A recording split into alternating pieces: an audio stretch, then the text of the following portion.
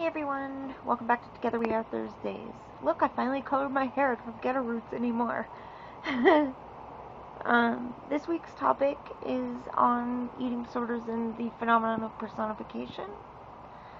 Why people do it, what is the clinical perspective on this, is it positive or negative, how we each personify our ED if we do so. Most people give it a gender and a name. In my case, Anna, female, obviously. In Michelle's case, male, Ed. I know somebody who also vlogs who calls theirs Rex as a man. There's also Mia for bulimia and Edna for eat notes and a whole bunch of other names that people have come up with. And there's been a great deal of criticism about this by the mainstream. People who oppose this means of expression say that naming one's ED or personifying one's ED normalizes pathology or detracts from the seriousness and severity of the illness. But there are many people who are in support of this idea as well. Most notably in recovery therapy, a lot of therapists will encourage patients to personify their ED because it helps them to separate self from pathology. Most people experience their ED as the presence of some voice within, some entity other than self, as if one is possessed, as if there is a duality of mind, as if those thoughts are coming from somewhere and it's not from you. So personification is actually very common, if not ubiquitous. Even if one does not name or genderize their ED, it is very common for them to acknowledge the ED voice as apart from one's own mental voice. We also see in many recovery books, Life with Ed, Divorcing Ed.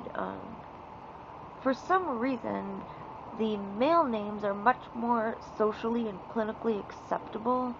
And this is probably because of the controversy regarding the Paran movement, in which Anna and Mia have been demonized. But names like Rex and Ed are okay. I found a blog, and this woman's in recovery, and she's talking about reclaiming Anna and Mia. That's the name of her blog, Reclaiming Anna and Mia. And she says, making room for female personifications in eating disorder recovery narratives. In recovery from eating disorders, it is useful to think and talk about the eating disorder as a separate being. People in recovery are often reluctant to voice female personifications of EDs, lest they be mistakenly lumped in with the pro-ED movement.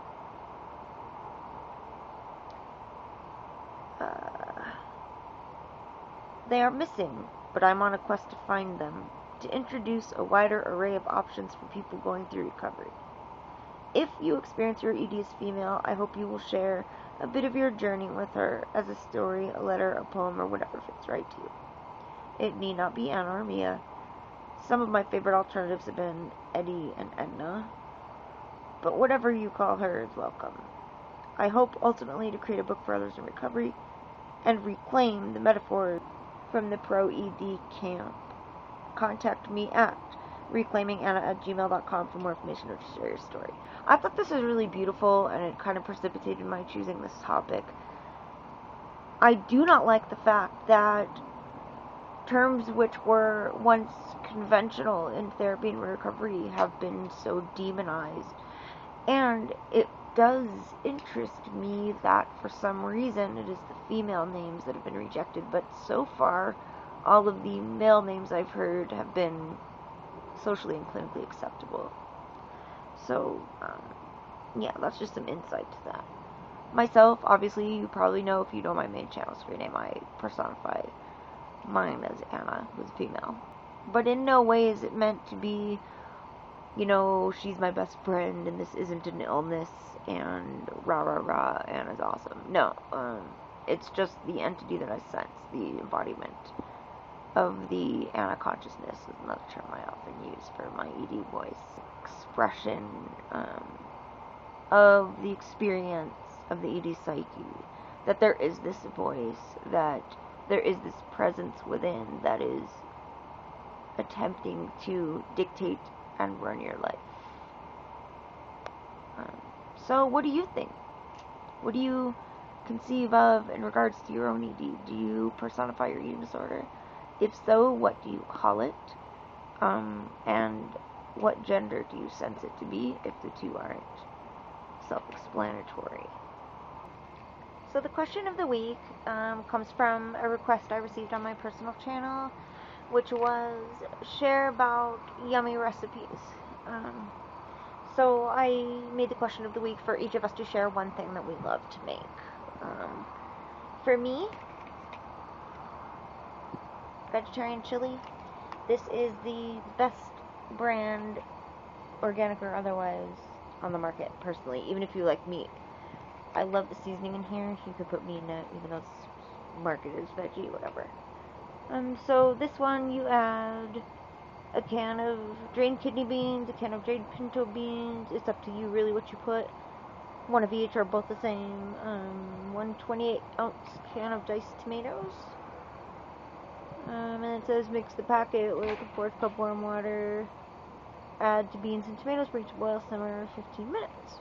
Or until it's thick as you like. And then there's some chef suggestions, like use tomato juice in place of water for extra flavor. I actually use 2 additional things. I use tomato paste in there, because I usually double the recipe, so a whole can works for double. And then I also add a can of Rotel tomato and green chili, mild, because we don't like to spice too much, and I drain the fluid out of that and just put the tomatoes and the mild green chili mixture in my pot. So that's what I do different. And then corn products. If you don't know about corn products and you're a vegetarian, you need to find out about them. It's Q-U-O-R-N, corn, not like corn the vegetable. It's a vegetable protein faux meat that is mind-blowingly divine. Most faux meats are pretty crappy, to be honest. Getting the texture and flavor right is extremely difficult to do, but corn has done it. I am absolutely blown away. Even my hubby likes them, and he's a total meat man. So, the corn crumbles is what I mix in here for my chili. And, yeah, it's really yummy. So that's my recipe I'm sharing. That's it for this week. And, yeah, see, you actually, if you make a request, it really does get addressed.